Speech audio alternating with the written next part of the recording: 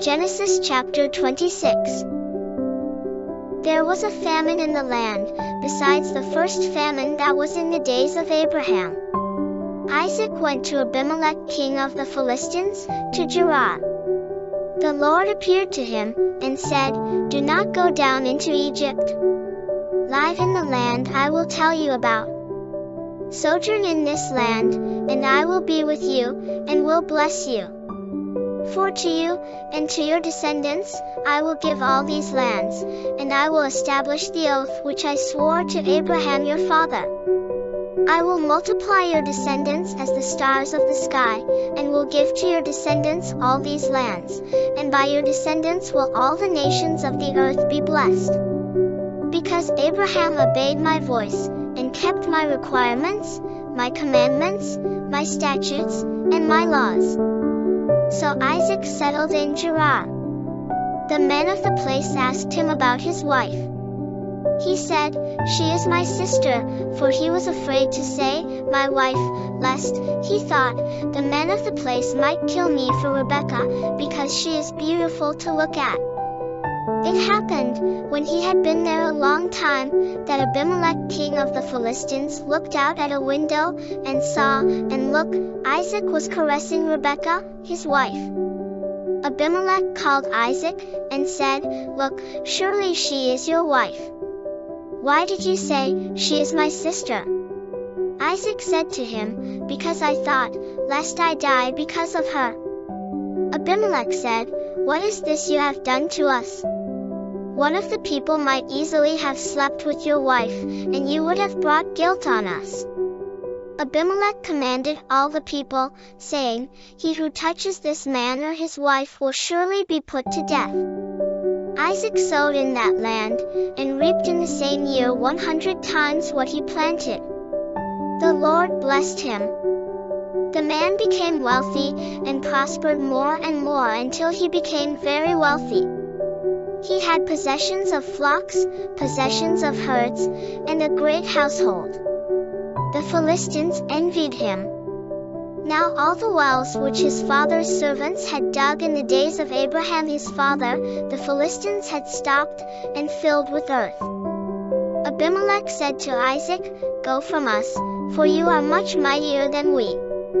Isaac departed from there, camped in the valley of Gerar, and lived there.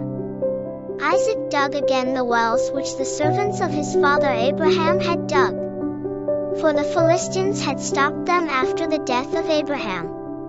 And he called their names after the names by which his father had called them. Isaac's servants dug in the valley, and found there a well of flowing water. The herdsmen of Gerar argued with Isaac's herdsmen, saying, "The water is ours." He called the name of the well Esek, because they contended with him. They dug another well, and they argued over that, also. He called its name Sitnah. He left that place, and dug another well. They did not argue over that one. He called it Rehoboth. He said, "For now the Lord has made room for us, and we will be fruitful in the land." He went up from there to Beersheba. The Lord appeared to him the same night, and said, "I am the God of Abraham your father. Do not be afraid, for I am with you, and will bless you, and multiply your descendants for my servant Abraham's sake." He built an altar there, and called on the name of the Lord, and pitched his tent there. There Isaac's servants dug a well. Then Abimelech went to him from Gerar, and Ahuzzath his friend, and Phicol the commander of his army. Isaac said to them, "Why have you come to me, since you hate me, and have sent me away from you?" They said, "We saw plainly that the Lord was with you." We said, "Let there now be an oath between us, even between us and you, and let us make a covenant with you, that you will do us no harm, as we have not touched you, and as we have done to you nothing but good, and have sent you away in peace. You are now the blessed of the Lord." He made them a feast, and they ate and drank. They rose up sometime in the morning, and swore an oath to each other. Isaac sent them away, and they departed from him in peace.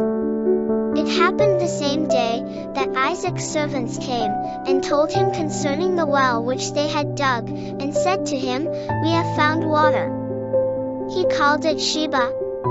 Therefore the name of the city is Beersheba to this day.